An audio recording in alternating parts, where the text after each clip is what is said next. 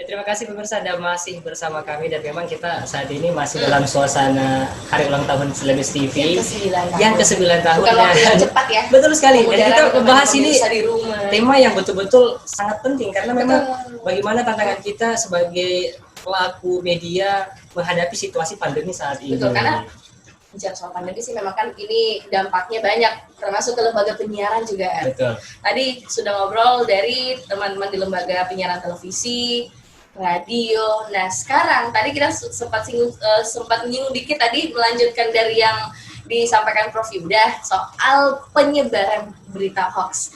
Kak Rashid, ini kalau soal penyebaran berita hoax cukup meningkat tidak sih? Apalagi di masa pandemi ini kan banyak tuh kayaknya informasi-informasi yang aduh kita sampai mau tahu ini bener apa enggak bingung, apalagi yang sudah masuk di grup keluarga itu banyak banget. Itu kayak gimana Kak sekarang penyebaran berita hoax sih? Meningkat kah atau gimana Kak? Kak Rashid, silakan. Ya, terima kasih. Kedengaran ya? Iya. Ya, terima kasih. Assalamualaikum warahmatullahi wabarakatuh. Waalaikumsalam. Dan pertama-tama saya ucapkan selamat ulang tahun untuk Celebes TV ya. Yang ke-9. Di sini sudah hadir senior-senior saya. Ini ada Pak Adi Suruji, Kak Iuda, ada apa yang mesti kita sikapi di tengah era pandemi ini. Saya selalu mengatakan bahwa ini memang yang sangat susah karena media-media, terutama media mainstream, ini sejak lama sudah kita rasakan turbulensi yang luar biasa. Ada disrupsi media di era sebelum COVID kita sudah hadapi, dan tiba-tiba masuk lagi masa COVID pandemi ini yang kita belum tahu sampai kapan akan berakhir. Ini luar biasa turbulensinya, sehingga kalau kita tidak siap untuk menghadapi segalanya, mungkin kita juga akan terimbas oleh krisis yang seperti apa misalnya kita harus menghadapi media sebagai media mainstream. Yang perlu menjadi catatan kita itu adalah bagaimana kita mempertahankan kepercayaan publik. Nah, kepercayaan publik ini yang mesti kita jaga terus, karena ada banyak saingan-saingan kita yang bukan lagi berasal dari media mainstream, tapi ada medsos biasa kecepatannya, dan mereka kelompok-kelompok ini juga bermain di konten yang sama dengan media-media mainstream, juga menyebarkan informasi, juga menyebarkan fakta-fakta yang langsung dikonsumsi oleh masyarakat.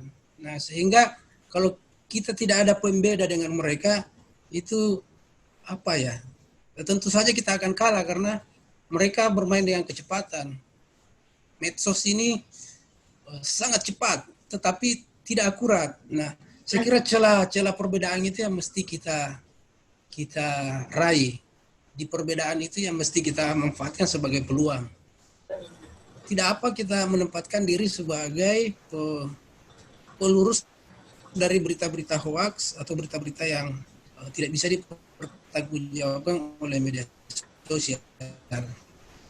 Kita main di ranah, karena masyarakat juga pasti sudah tahu mana media sosial, mana pesan berantai yang kalau WhatsApp itu pesan instan atau pesan langsung direct dari masyarakat ke masyarakat, tapi itu tidak terkonfirmasi sebagai sebuah fakta.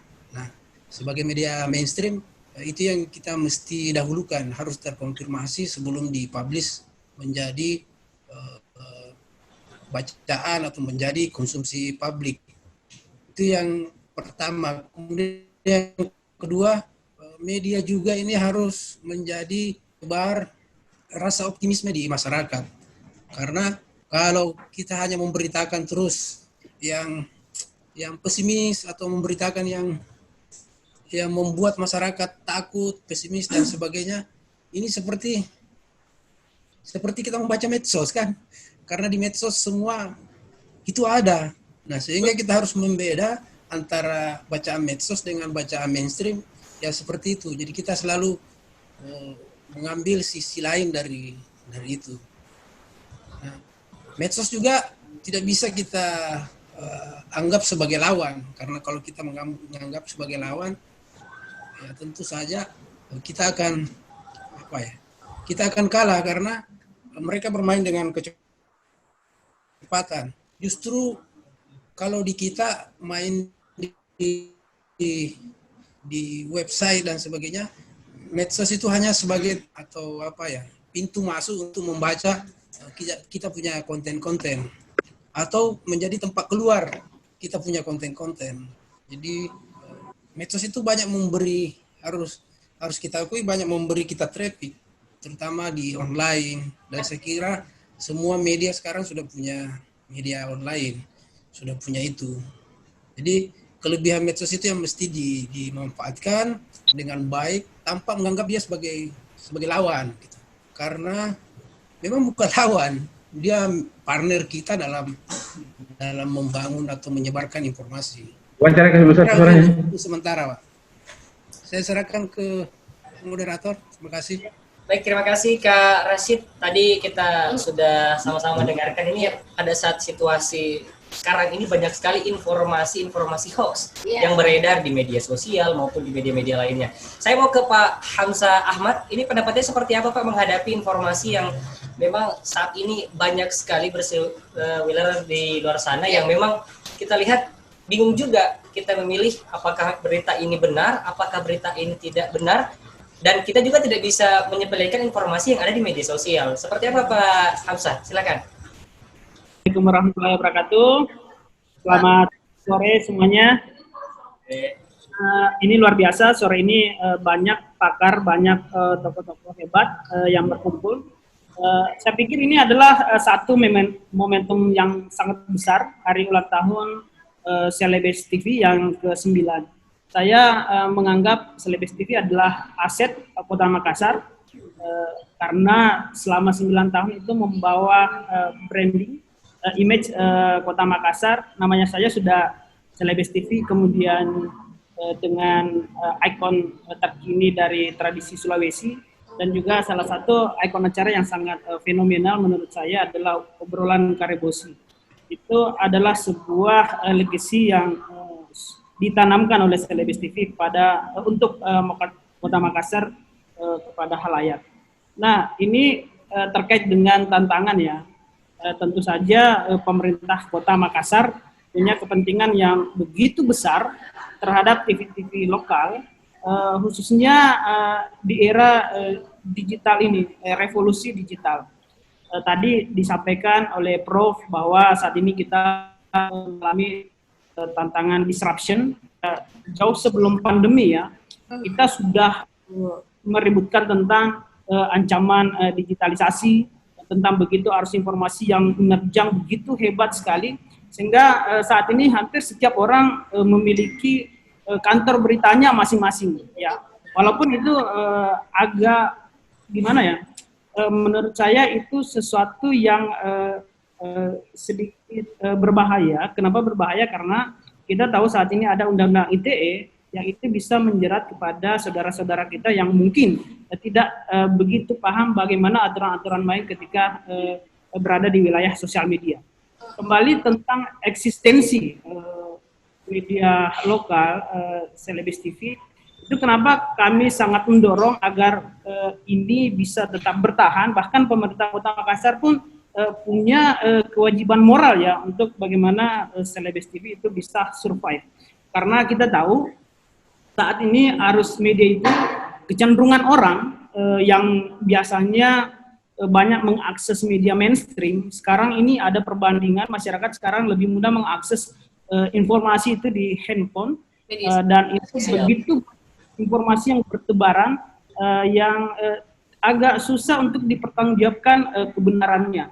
Nah, dalam konteks ini kami begitu sangat berkepentingan terhadap media mainstream, khususnya termasuk Celebes TV, untuk memberikan informasi-informasi yang benar. Kenapa ini kami yakini informasi yang benar, bahwa ada perbedaan yang sangat mendasar antara media mainstream dengan sosial media. Media mainstream itu jelas saringannya seperti apa sampai keluar ke publik. Beda dengan sosial media yang kita pun tidak tahu siapa dan apa tujuan mereka, misalnya melemparkan sebuah isu atau informasi yang tidak benar. Saya pernah mendapat informasi diskusi dengan salah satu teman di salah satu pengelola di TV nasional.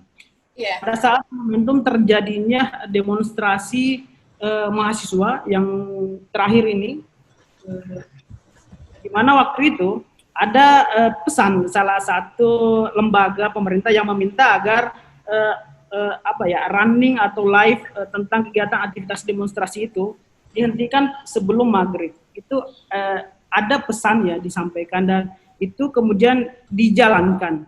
Namun sampai kemudian ketika setelah sholat isya memasuki jam-jam 8, kemudian pihak institusi pemerintah pusat ini kembali menghubungi teman saya ini dan meminta agar kembali merunning beritanya, live report kembali aktivitas demonstrasi itu. Karena apa? Ternyata mereka, teman-teman di pemerintahan itu, kewalahan dengan banjir informasi di sosial media yang tidak benar, lebih banyak yang tidak benar. Akhirnya didoronglah kembali media-media mainstream itu untuk menampilkan yang sebenarnya yang terjadi.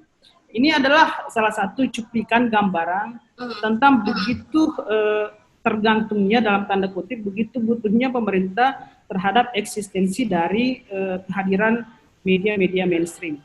Saya pikir itu poin besar dari saya. Saya ingin mengucapkan selamat kepada seluruh kru Celebes TV. Sebagian besar saya secara pribadi saya kenal dan mereka orang-orang hebat hingga hari ini bisa bertahan. Walaupun ada yang pindah ke jalur yang lain, namun saya pikir mereka adalah orang-orang yang hebat yang telah membesarkan Celebes TV hingga hari ini. Kepentingan saya atas nama pemerintah Kota Makassar akan selalu menjadi media partner untuk Celebes TV ke depannya. Untuk sementara itu dari saya, silakan Febri dan Tirsa untuk melanjutkan ke rekan-rekan yang hebat yang lainnya yang ada di sini. Oke, mungkin mau sedikit bertanya lagi nih ke Kak Hamzah. Kak, ini tadi kan bicara soal media sosial, media mainstream. Artinya per hari ini, kalau yang data-data yang Kak Hamzah tahu, berarti peningkatan informasi hoax yang menyebar di masyarakat cukup tinggi ya? Ya sih, secara detail aku tidak pegang ya datanya hingga hari ini. Namun kita bisa mereview beberapa lembaga-lembaga survei yang mendetek bagaimana informasi yang tidak benar itu beredar. Bahkan ini sebenarnya menjadi persoalan atau tantangan berat pemerintah ketika misalnya di era-era menghadapi pandemi ini, di satu sisi pemerintah terlepas dari hal-hal yang mungkin tidak maksimal yang dilakukan, tapi hal-hal yang berbagai macam upaya dilakukan terhadap masyarakat, pesan-pesan yang disampaikan untuk misalnya melaksanakan protokol kesehatan itu, namun itu ada saja informasi yang begitu berkembang tentang hoax misalnya yang mengatakan bahwa ini adalah konspirasi, yang mengatakan bahwa ini adalah bisnis, dan itu banyak hal lagi yang bahkan sebenarnya itu sangat melemahkan semangat terhadap seluruh elemen-elemen yang betul-betul secara ikhlas bekerja siang malam, karena ini persoalan bersama kita. Ya kan, dengan tadi kita membahas tentang tantangan media. Yang pertama itu adalah tentang adanya revolusi digital yang sebenarnya itu tentu membuat teman-teman di media mainstream berpikir lebih keras lagi, lebih kreatif lagi untuk bisa bertahan dan berkompetisi secara sehat dengan new media ini. Dan kemudian muncul lagi pandemi yang tentu semua sektor itu terpukul oleh pandemi ini. Tadi sudah digambarkan dengan jelas pembicara-pembicara sebelumnya, bagaimana itu semua rontok ya dalam tanda kutip. Nah, dengan situasi-situasi seperti ini, gerakan-gerakan bersama untuk melakukan semacam perlawanan bersama untuk membahasakan tentang bagaimana sih sebenarnya kita menghadapi yang namanya new era, menghadapi yang namanya new normal ya, yang orang yang sering kita dengar hari ini, atau protokol kesehatan itu yang jauh sangat penting. Makanya saya selalu bilang setiap saya berinteraksi dengan teman-teman media bahwa sebenarnya yang sangat penting dikedepankan hari ini adalah bagaimana itu jurnalisme damai, jurnalisme kemanusiaan yang lebih dikedepankan. Karena ini adalah masalah kita bersama. Ketika misalnya hal-hal yang sifatnya itu menyeramkan, menakutkan, misalnya jumlah korban jiwa, jumlah yang positif, kemudian keterbatasan rumah sakit, dan hal-hal lainnya, itu sebenarnya memang itu secara faktual itu ada. Tapi ada sisi-sisi yang lain sebenarnya yang itu bisa lebih menguatkan imun misalnya, lebih menguatkan optimisme di tengah masyarakat tentang jumlah kesembuhan dan lain-lainnya. Saya pikir itu sudah cukup panjang ya, Tirsa dan Febri dari saya. Terima kasih Kak Hamzah. Kita lanjut ke Kak Nurdin. Karena kayaknya Kak Nurdin juga lagi di luar ruangan. Ini Kak Nurdin sepertinya berada di sekitar DPRD gitu ya, gedung DPRD. Ya, Kak Nurdin. Kak. Ya, selamat sore. Selamat sore. Kak Nurdin ini lagi di gedung DPR ya? Ya, samping DPR ini. Tadi ada aksi penolakan pembahasan terhadap RUU Omnibus Law yang dilakukan oleh Serikat Buruh, Mahasiswa dan Pelajar.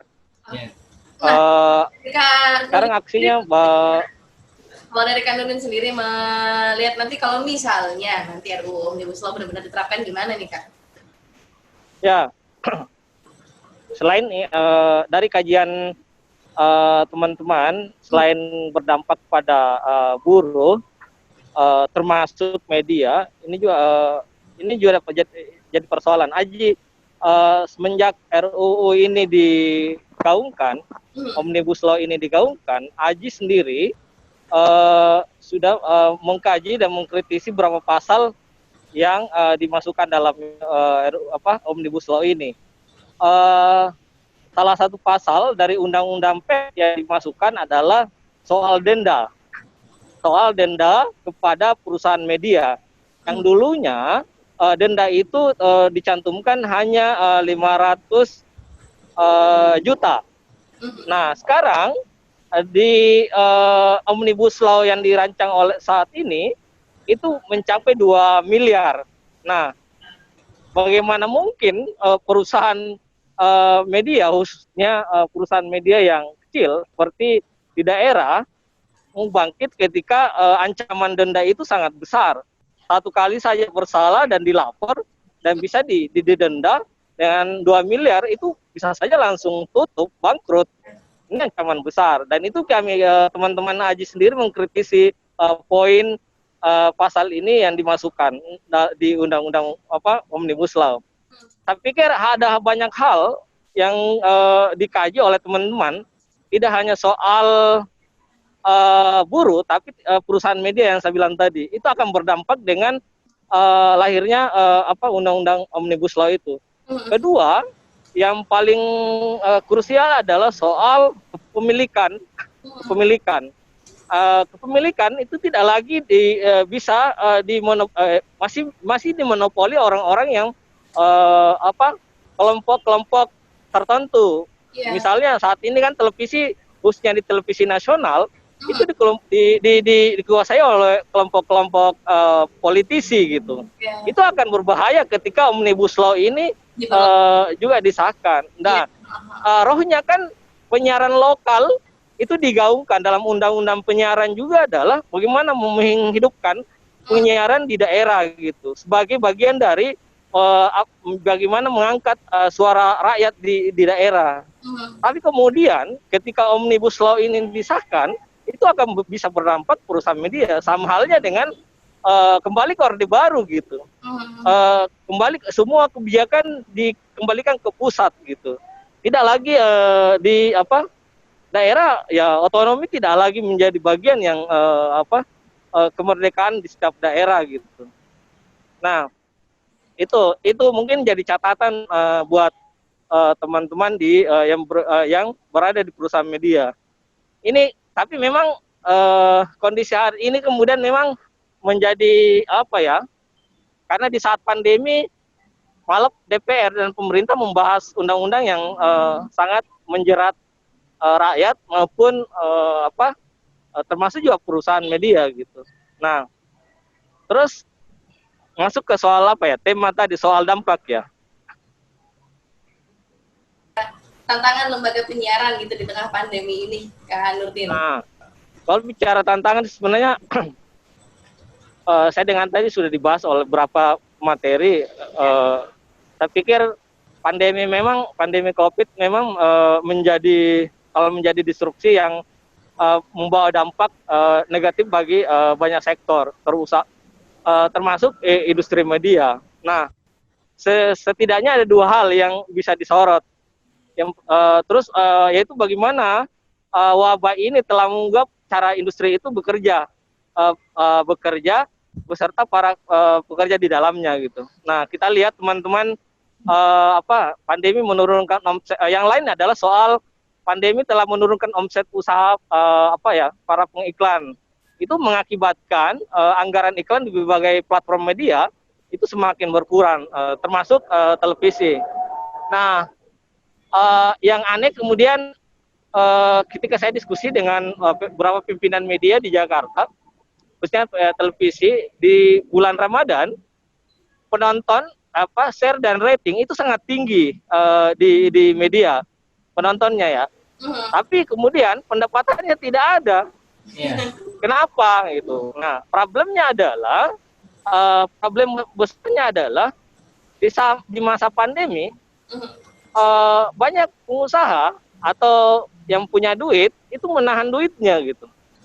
Karena persoalan kemudian mereka pemerintah melakukan aturan misalnya soal tinggal di rumah gitu. Itu yang membuat dampak besar terhadap perusahaan media sebenarnya. Benar. Nah, sampai hari ini pun juga seperti itu. Perusahaan banyak masih menahan anggaran iklan ke sejumlah industri media. Yang lain juga adalah soal anggaran dari pemerintah. Anggaran dari pemerintah itu hampir pasti semua itu banyak dilarikan ke COVID gitu. Nah, kalau yang saya catat dari Nielsen itu belanja iklan itu turun drastis ya, sekitar 25%. Itu secara nasional ya, di bulan April itu. Nah, itu sangat berdampak besar terhadap industri media, khususnya baik media online, televisi maupun koran gitu. Tapi sebenarnya yang paling terdampak adalah sebenarnya koran. Kalau dari catatan SPS, setengah dari 400 anggota SPS itu sudah memotong gaji karyawannya gitu. Ya kalau saya khususnya di Makassar ya, hasil survei teman-teman AJI juga, hampir semua media itu memotong gaji karyawannya, bahkan ada yang dirumahkan gitu. Ini sangat berdampak besar gitu terhadap kondisi hari ini gitu. Nah, dari AJI sendiri sebenarnya ada beberapa solusi yang kami lakukan untuk kemudian teman-teman tetap bisa berkarya. Nah, khususnya di AJI kan kita banyak mengeluarkan beasiswa, grant beasiswa itu dengan kerjasama dengan berbagai lembaga untuk tetap bisa khususnya teman-teman anggota AJI untuk tetap bisa liputan gitu. Nah, tapi yang paling terpenting adalah di sini adalah yang kita harus pelajari bahwa ke depan kolaborasi itu sangat penting. Tidak lagi sekarang bicara soal persaingan antara media.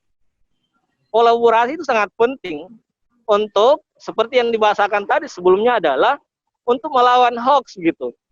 Kalau kemudian teman-teman perusahaan media atau industri media masih mempertahankan ego setiap medianya, itu akan bisa kemudian nanti bisa saja nanti media sosial yang lebih dipercaya daripada media mainstream. Kalau Aji mendorong, untuk saat ini Aji mendorong bagaimana kemudian media itu lebih mendorong berita-berita yang lebih sifatnya in depth reporting, atau yang paling sederhana ya lebih ke mengedepankan data, basis data gitu. Tidak lagi hanya mencomot atau pernyataan dari setiap orang atau informasi-informasi yang beredar di media sosial. Benar. Nah, itu sama halnya dengan mengcopy paste saja informasi media sosial.